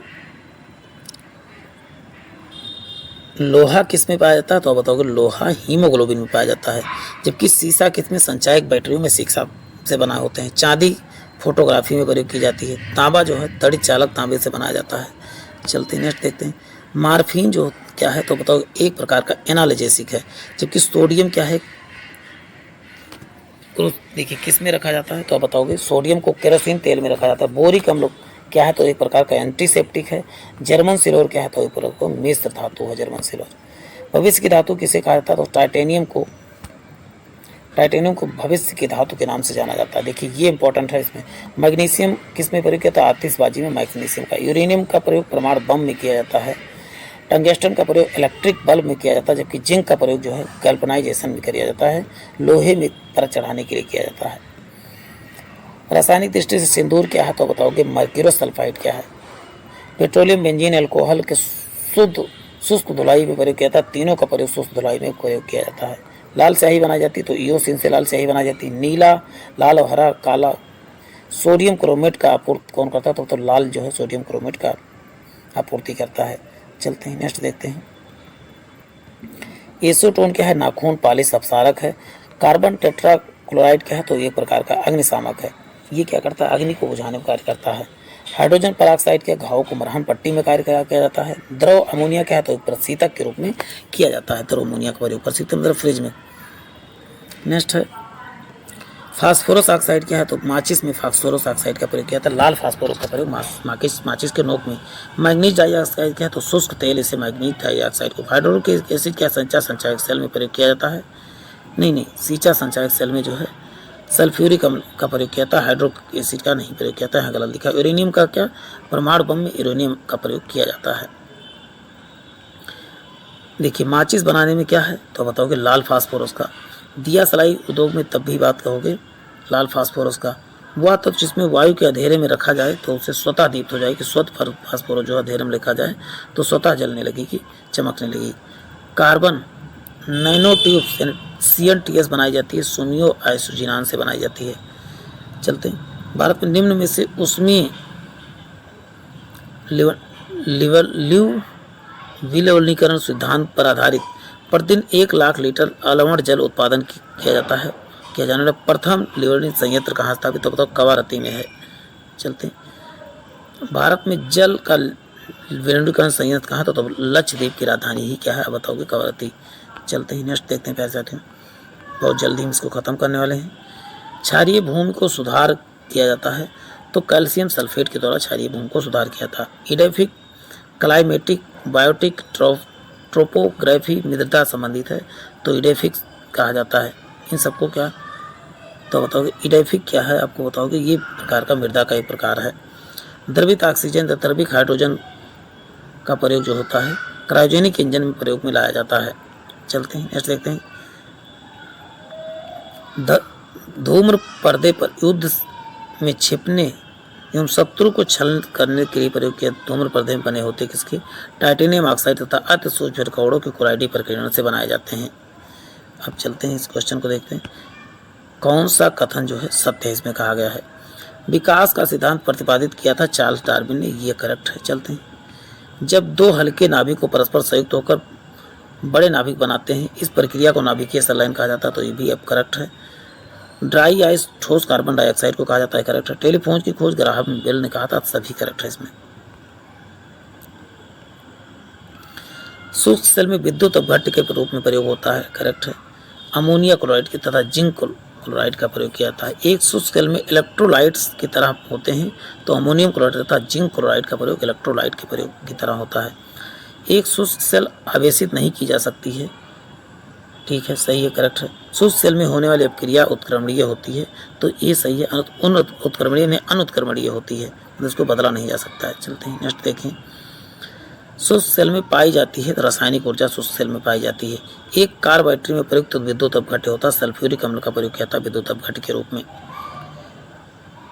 चलते हैं, सोडियम सल्फेट, नाइट्रिक अम्ल, सल्फ्यूरिक अम्ल तथा पोटेशियम नाइट्रेट विद्युत अपघट्यों में किसका प्रयोग बैटरी में, तो सल्फ्यूरिक अम्ल का विद्युत अपघट्य के रूप में भी आपने पढ़ा ही है।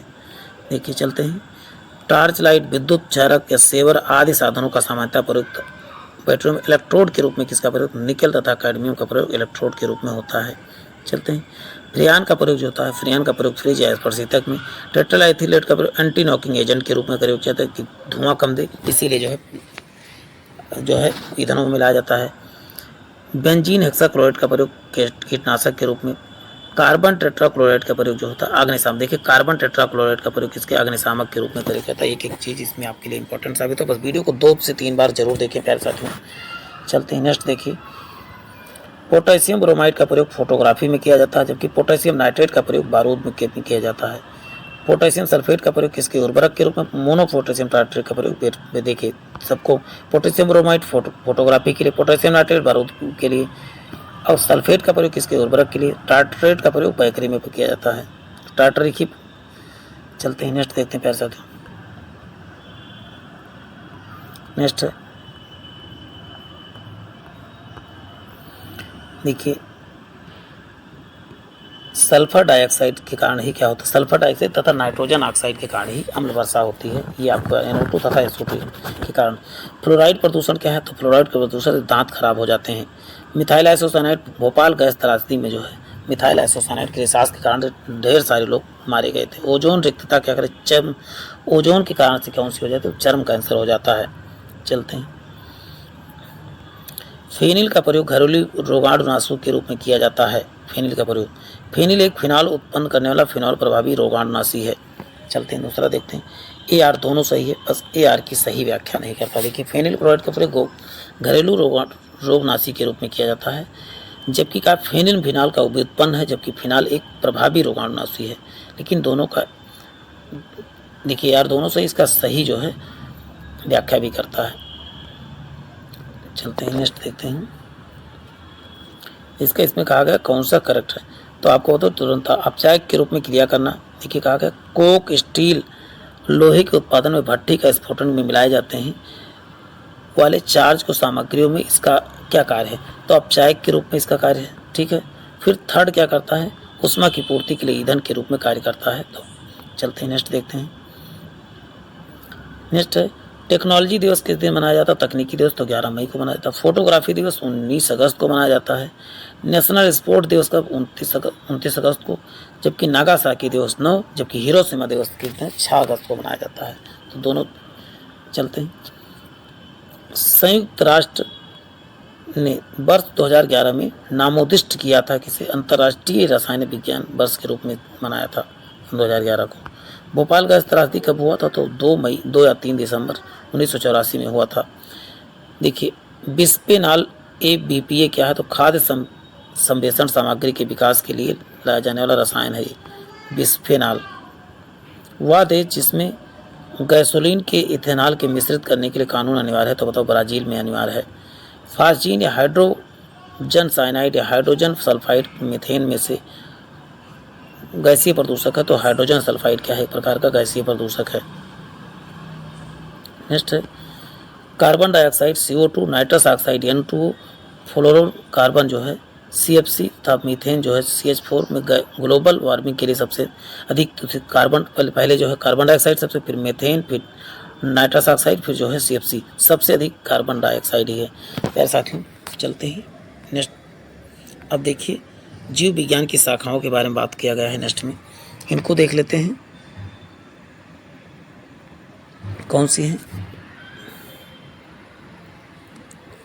हाँ ठीक। अब यहीं पर नेक्स्ट सेशन हमारा क्या होगा, तो आप बताओगे जीव विज्ञान होगा। जीव विज्ञान आपको कल ही मिल जाएगा पूरा वीडियो। इस जीव विज्ञान को मैं 3 पार्ट में करने वाला हूँ। और चलते ही फिर आज के लिए इतना ही, फिर मिलते हैं नए सेशन में। आपको और बताओ फिजिक्स का सेशन पहले चैनल पे अपलोड हो, तो आप जाके घटना चक्र की प्लेलिस्ट में विजिट करके देख सकते हैं। आज के लिए इतना ही, फिर मिलते हैं। जय हिंद जय भारत।